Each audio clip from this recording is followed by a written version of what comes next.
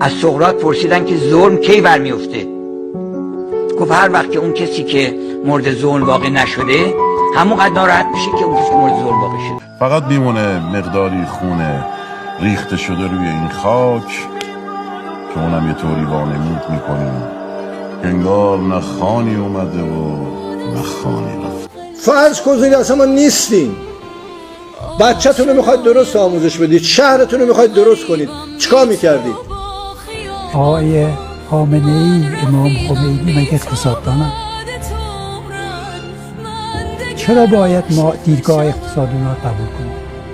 ببین بدون رو درواسی بهت بگم خیلی از این حرف بدشون میاد، ولی روز 23 بهمن یعنی فردای انقلاب دست راستمون به دست چپمون گفت چه خاکی باید به سرمون کنیم، چون نه طرح بود، نه برنامه بود، نه سازماندهی بود، نه تشکیلات بود، هیچ